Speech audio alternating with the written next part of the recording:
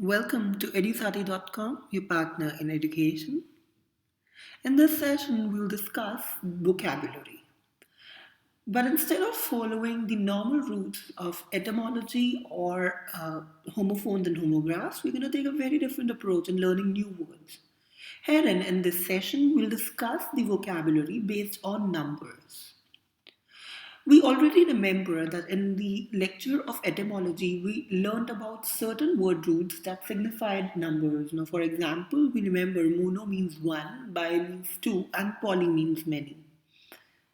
We'll further elaborate this very structure, we'll elaborate this very concept, and learn about many different word roots that signify numbers, and also discuss the certain words that originate from these word roots. But before that, we'll discuss certain word roots that we already know or we are aware of from our basic knowledge. For example, we have mono. Mono means one. For example, monolithic. It is anything that is made from a single stone. Why do we say so? Because mono means one and lithic is stone.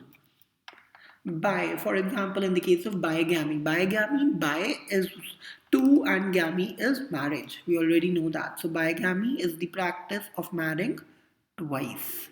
Right. Then we have tri. Tri means three. So for example, in the case of tricycle, it's a cycle that has three wheels. Quad is four. For example, a quadrant. Quadrant is when this entire circle is divided into four parts. So the one part is said to be a quadrant, right? Next we have penta. For example, in the case of a pentagon. Hexagon. Hexagon is a shape. It's a shape with six sides. Usually the benzene ring is said to be of the hexagonal shape. It's something, it looks like this. And a pentagon looks like this, right? Because it has five sides and hexagon has six sides, right? Hepta is 7, octa is 8, novem is 9. For example, November, right? It was said to be the ninth month of the calendar, but then the things changed. And if you read about the Georgian calendar, you'll get to know it. You'll get a detailed description about how November is said to be the ninth month, right? So all these word roots we already know. Now, in this session, we'll continue our discussion about these word roots as well as a certain more number of word roots, and we'll discuss many words that originate from these. Right, so let us start our discussion with semi, demi, or hemi, which signify the number half. So anything that has semi, demi, or hemi as a word root, they signify the number half. For example, the best example that I can think of here is semicolon. Now, semicolon is a literary device that we usually use. It looks like this, right? And a colon is this. It has two dots, and a semicolon has a dot and a comma, right? So which is a half colon, because we are using the first dot, right? And a colon has two dots, so it is a half colon, so it's a semicolon. For example, semi-conscious. Semi-conscious, who's half conscious, who's not completely conscious, who's not completely aware of whatever is happening around him or her. He's half conscious, he's half into the state. If, for example, a person who's got groggy, that person is either he's intoxicated or he's under the effect of alcohol, and thus he's half conscious. He's not into a complete state of mind. He's not aware of completely aware of whatever is happening in the surrounding, but he's half conscious. So we say he's semi-conscious. For example, we have hemicycle, the half cycle. Usually used in the terms, economic terms, we say in the hemicycle the sales went up, or the first hemicycle the sales went up. The cycle we usually refer to be the life cycle, right? So the half life or the entire period we've divided into two halves. So the first half and the second half, they are two hemicycles of the complete period. Demitas. Demitas is a half spoon or a small coffee cup. Now, why do we say so? Because tas is a spoon or a cup, and in literal, if I have to refer to in a literal manner, it's a French word usually used. Demi is half, and tas is spoon. So it's not a complete coffee cup. It's a replica of it, but in a very, very smaller manner. It's a very small replica. So it's a half cup. It's a very small a cup, so it's said to be a half cup or a half spoon, right? So we say it's demi-tasse. Demigod, half god, usually used for the people who are very much into praying. They are theists and they help people. We usually signify the people who are spiritually very active to be demigods. These are the people, in the other word we'll say them to be saints, right? So saint is also termed to be a demigod. He's a person who is sent by God for the benefit of the normal people on this planet. So demi is half, god is god. So demigod, half god. Likewise, we have demi-monde. In the literally, if I have to divide it, I'll say demi is half and monde is world. Again, a French word, and since French has a very great impact on English as well, so demi monde comes from there, and demi monde is half world. Basically, this signifies the character of a woman. Now, demi-monde was a term used in the 19th century, especially, wherein the people called those women with doubtful character, right? With doubtful character, they were referred to be as demi-monde. So they were in the half worldly affairs and half not worldly affairs. Worldly affairs, as in they were, if I talk about the worldly affairs that relate to a woman, she has to get married and take care of her family. And they were partly doing this thing and partly they were involved in their own agendas, right? So that's the reason we say them as demi-monde, because they were involved in half worldly affairs and half their own affairs. Sesquicentennial. Now, this is a little confusing, but just to tell you, sesqui is and half, right? So, if I say bisesqui, that means two and a half. If I just say sesqui, it means one plus half, so it becomes one and a half, right? And cent stands for 100. So sesquicentennial means 100 plus half of 100, that is 50.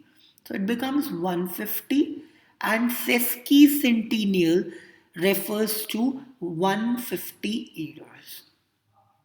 Right? It's a period of 150 years. Sesquicentennial is and half. So 150 years would be said to be sesquicentennial. And likewise, we have sesquipedalian. If you remember the class of etymology, we said ped means foot.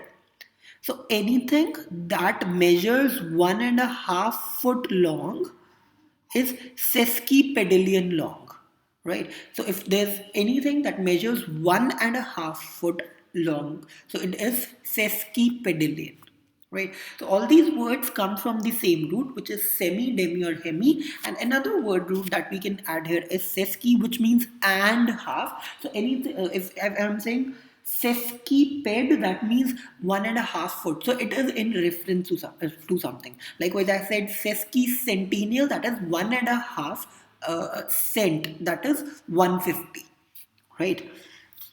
Let's move further. We'll discuss certain word roots that comes from one, that signify one, and these are annus, prio, and prato. If I take the words that come from prio, I have priority.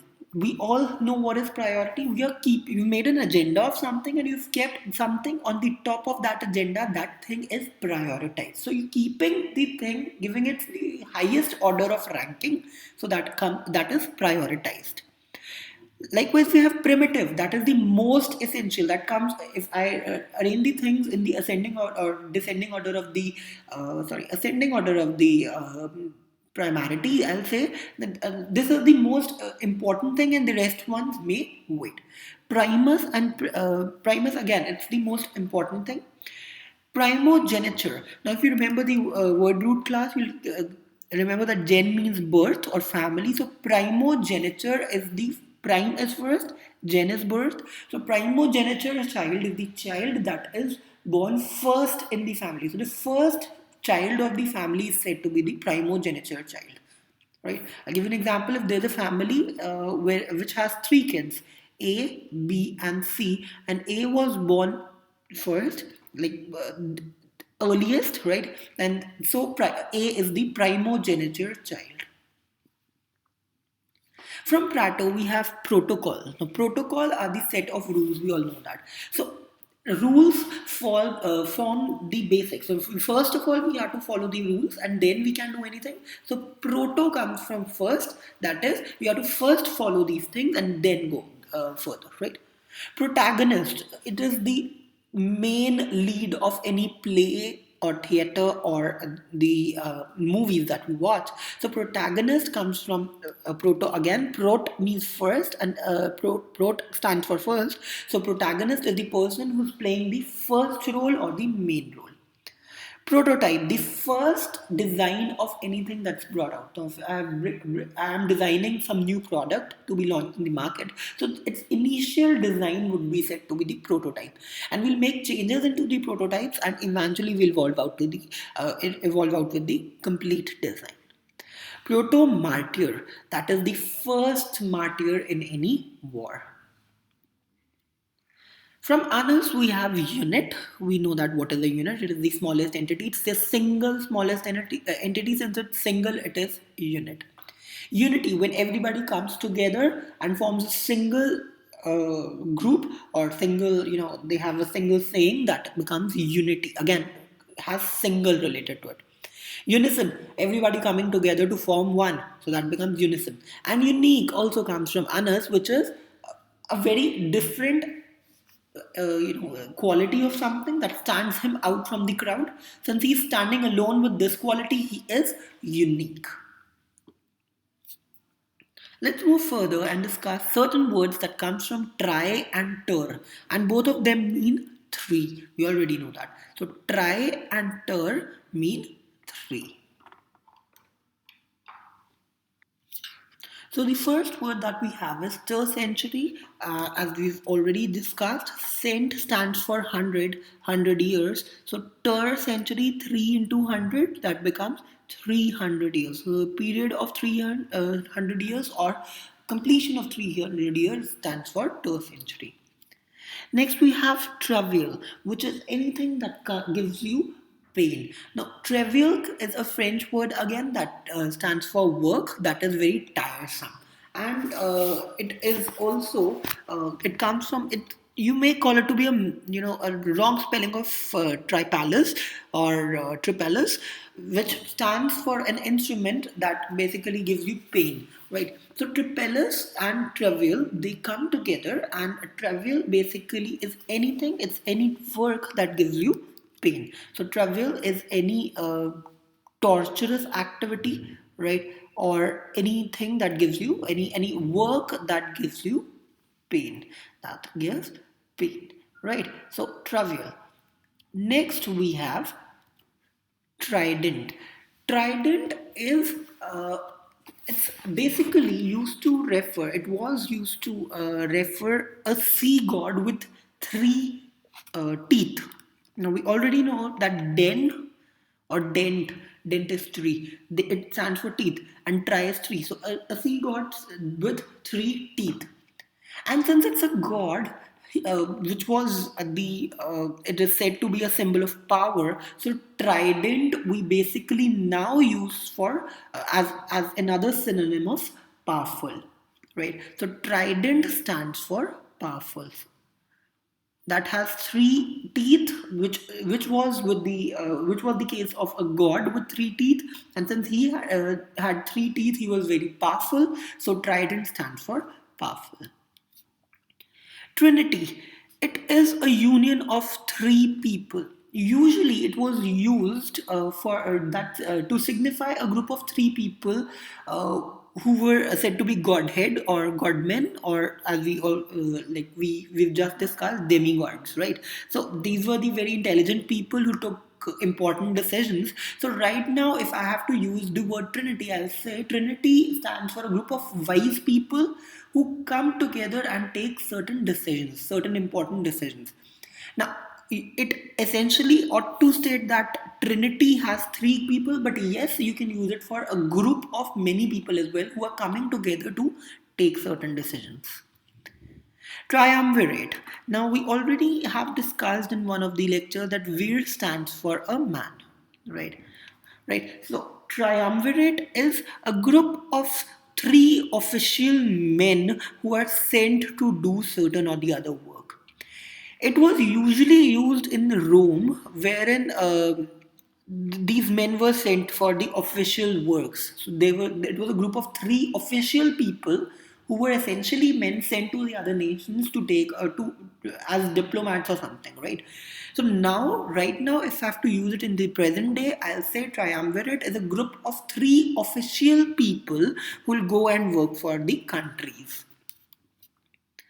Trivet. Trivet is a it is a stand with three legs. You might have come across that usually in the hotels, if you order tea, they keep the teapot over a stand which has three legs.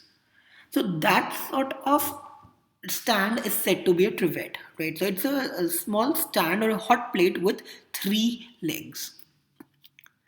Now, these are the three words that may sound similar but certainly are different, right? We'll discuss all of them. We have trivial, trivium, and untrammeled. Trivial, we also know it is unimportant.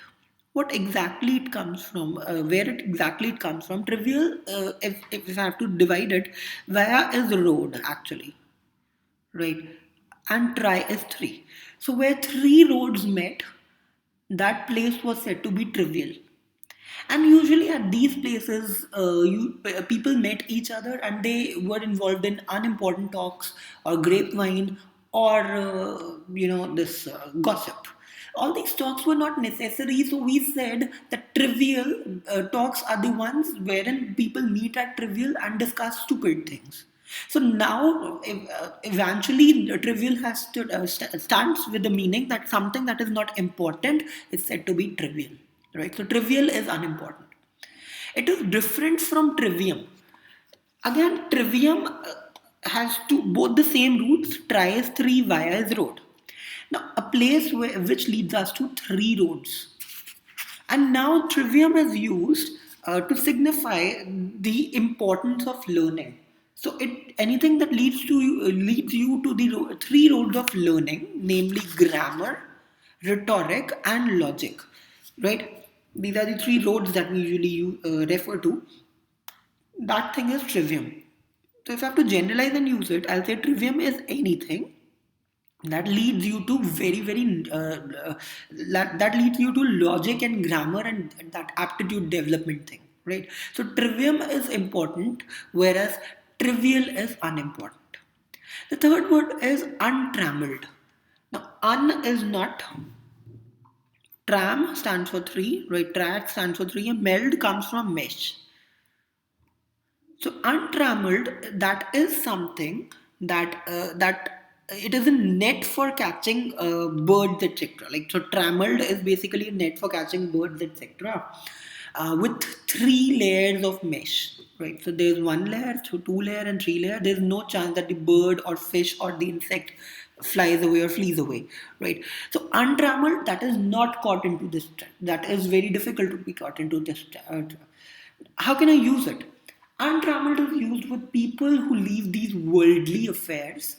So they are not caught into the mesh of the world and they leave this world for their spiritual enlightenment or self actualization. Right. So I'll say Buddha was able to get untrammeled from the world. That is, he was not caught into the affairs of the world. So that is untrammeled. So these are the words that we can discuss with three. Next, we have pent or kink, that stands for five. We already know that, right? So we have pentagon. It is basically a quadrilateral. Sorry, not a quadrilateral. It's basically a shape with five sides. A quadrilateral is the one that has four sides, and this is a shape with five sides. Pentameter. It is basically a line of poetry having five metrical feet, right? I'll put this into a very normal language. I'll say it's a short poem of five lines. So these are the five lines that are written, and the poem is complete. It's a very short poem that completes itself in 5 lines, so it's a pentameter. Next, we have quinquennium.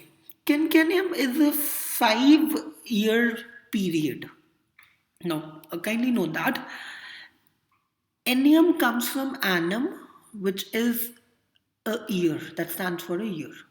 And quinque comes from 5, so 5 plus year, so that becomes 5 years. So quinquennium is a period of 5 years.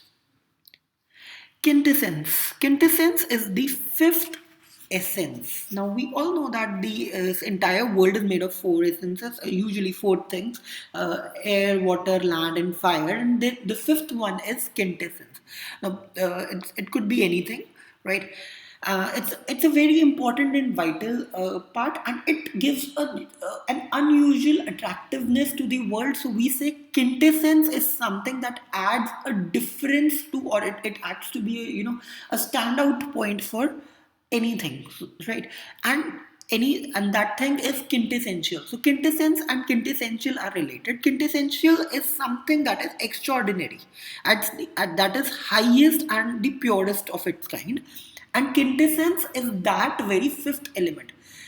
Quintessential is an adjective, whereas quintessence is a noun. That is the only difference. So kindly note that quintessence and quintessential are both mean same. That is the highest and the purest form, right? And quintessence is a noun, whereas quintessential is an adjective. Next we have cinque cento. Cinque cento basically refers to it's the 500, or it's the short form of 500. It is basically you can use it for anywhere wherein you're getting 500 as the number, right? So cinque cento rupees, that is 500 rupees, right? Or cinque cento years, that is 500 years. If I'll say it stands for and 500, basically, and 500, right? So that is something plus 500 more, right? So if I say cinque cento millennium, that is 1000 years plus 500 years, because cinque is 500 added to it, so that becomes 1500 years. So cinque cento millennium would stand for 1500 years, right? So cinque cento is and 500. Next, we have 10, which is deca, right? So the first word that we can discuss here is dean, that comes from deca. It is basically a person. It comes basically from decanus. Dean comes from decanus. The actual word is decanus, right? But now it's obsolete. You no longer use this word. And decanus, a person who is believed to head a group of 10 people. And now a dean is any person who heads the entire university or an educational institute or any place, right? So dean is a person who is heading a group of people. So dean comes from deca. Decade, a period of 10 years. We already know that. Decalogue. Decalogue it is 10 commandments, or a set of 10 rules. If I break it, you already know that log comes from log, which is speaking, and 10 deca is 10, right? So decalogue is basically group. It's a set of 10 rules, a set of 10 binding rules. Then we have Decameron, which is the name of collection of 100 stories. Now you might be confused that why is it that we said Deca and not Centa? Because Decameron is a group of 100 stories that were told by 10 different people on 10 different days. So both of them have 10 and 10. So 10 into 10 becomes 100, and we have 100 stories.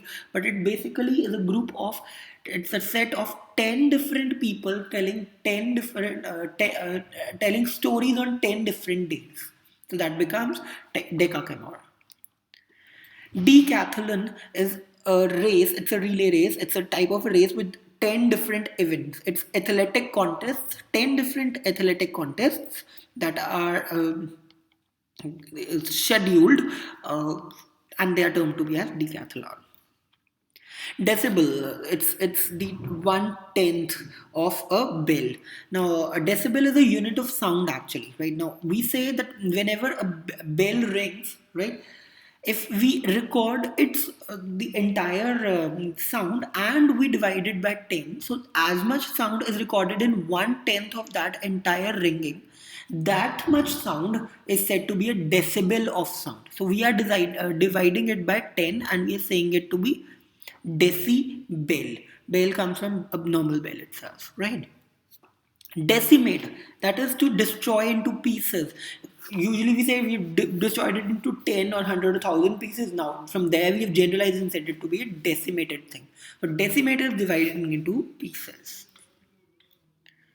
Let's discuss certain words with dodeca, which stands for 12, right? So, for example, we have duodecimal number system that says, now if a decimal number system, we have 0 to 9 as the essential numbers and they start repeating. For example, 1, 2, 3, 4, 5, 6, 7, 8 and 9, and then what happens? 1 and then 0. So we have 10 different numbers which are repeated to form the entire counting. In the duodecimal number system, we have 12 such things, right? So duodecimal number system has 12 units which are repeated to form the entire counting. Duodenum, that is a part of the intestine which measures 1 by 12th of a foot, right? So 1 foot is divided by 12 and as much that would be that much length, that is the length of this very part of the intestine. So duodenum is a part of your intestine that performs a very specific and important role in your body for digestion, and its name is derived because it measures as much as 1 foot divided by 12. Dodecahedron solid. Dodecahedron comes from dodeca, right? And it's a solid with 12 plane faces. So it's a solid that has 12 faces. It becomes a dodecahedron solid. And Dodecanese Island, they derive their names from Dodeca, which because it's a group of 12 islands. Now, as 4 meant quad, you multiply it by 10, you have 40. So quadragenta stands for 40, right?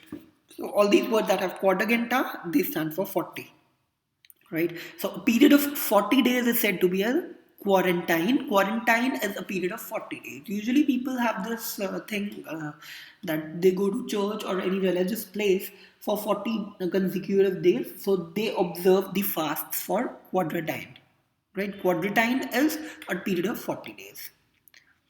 It's a very important concept that we're going to discuss here. Quadragenarian, that is a period of 40 years. Now, you'll be surprised to know that we do not have any words from for a period of 1 year, 2 year, 3 year, 4 year, 5 year, or up till 30. But then further, we have different names for different years. For example, 40 years, we said it to be, we call it to be a quadragenarian, right? How do we derive the names of these years? We say Genarian stands for year old, right? Gen stands for birth, Arian stands for age, right? So Genarian is year old, right? We just put this root in the prefix and we get the name. For example, quadra, we already know that stands for 40. So we said quadragenarian stands for 40-year-old. We just discussed 50 or 5 stood for Kinke, right? So quinquagenarian stands for 50-year-old. Sexagenarian stands for 60 years old. Septa, we've already said sept stands for 7, and you've put UA or AGE, right? So you get septagenarian 70 years, octogenarian 80 years, nona, navam, right? 90 years, and centenarian it is 100 years. We'll discuss centenarian in a certain time from now, but just to tell you that quadragenarian, quad comes from 40 and quadra comes from 40, so you put there, so quadragenarian is 40. Kinke we've just discussed, that stands for 5, so 50 years would be called as quinquagenarian, although it sounds confusing, but Agerian is into 10 and years, so right, so that's the reason we say quinquagenarian is 50 years old. Now let us discuss certain words that start with cent. A very normal word that you all know is percent, right? Now what exactly is percent? That is per hundred, because cent stands for hundred, right? Now, for example, I say this 60% milk. That means if I take 100 units of this solution, the first 60, or there would be 60 units, that would be milk, and the rest would be the other things, right? So percent, that stands for per 100, right? So how do we calculate the percentage of anything? We divide that number by 100. Why are we dividing it by 100? Because it is per cent, right? The first word that strikes your head is century, which is a period of 100 years. We all know that what is century, when 100 years, it's a period of 100 years. Right? For example, we have a decade as 10 years, likewise, we have century as 100 years. Centenarian is anything that is existent from last 100 years. Right? Anything that completes its 100 years of age, that is centenarian. And how is it different from centennial? Centennial is the 100th anniversary of anything. Right? So centennial is 100th anniversary, whereas centenarian is anything that celebrates its 100th anniversary. Centipede is anything that measures 100 feet long. How do I derive it? Cent is 100, right? And ped is foot. And anything that measures 100 feet becomes centipede. Centurion is basically a person who is sent for, usually said to be said that centurion is a person who is a commander of 100 men in the Roman army, right? So centurion basically now signifies a person who is at a prime of his power or something, and he has the ability to rule the people. So centurion is a very it is a big fish.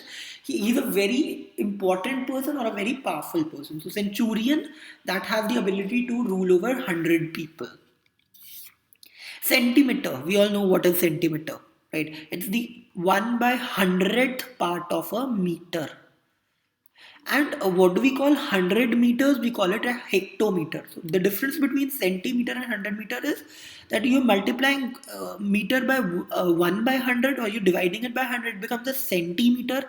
And hectometer, you're multiplying this meter by 100. Right?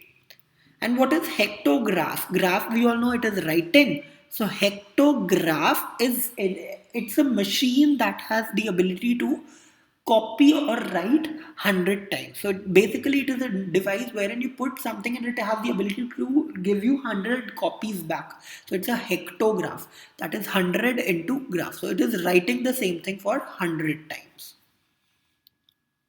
Let's discuss milli or kilo, which signify the number 1000. For example, we have mile. What is mile? 1000 meters approximately. So a mile is 1000 meters approximately. So that is a mile. Millipede. Millipede is again a measurement of 1000 meters, right? Millipede is foot, so 1000 foot. Sorry, so it becomes a millipede. Millimeter, 1 by thousandth of a meter. So you're multiplying a meter by 1 by 1000, so it becomes a millimeter. Millennium, or it is also known as a CLAT, is the period of 1000 years. We all know that. So 10 years it is decade, 100 years it is century, and 1000 years it is a millennium. And we've already done the words, right? Quadragarian. Quadragarian is basically a period of 40 years. Kilogram, when you're multiplying a gram by 1000, so whatever results is the weight that results is a kilogram. So kilo also stands for 1000. Milli is when you're dividing it by 1000, and kilo is when you're multiplying it by 1000. Kilometer, we all know that it's a meter multiplied by 1000. Well, that gets us to the end of this interesting session, wherein we've tried and memorized the words that come up from the word roots that signify numbers. It's a very novel thing. You can practice a lot. You'll get many different words that stand for different numbers. For example, we've done the prime, pri, anus, and prato for one, bi, die for two. So we all know that these words stand for, and you can memorize these using this very approach. If you've not understood any sort of word, you can redo this entire video and get a better understanding. Thank you and have a nice day.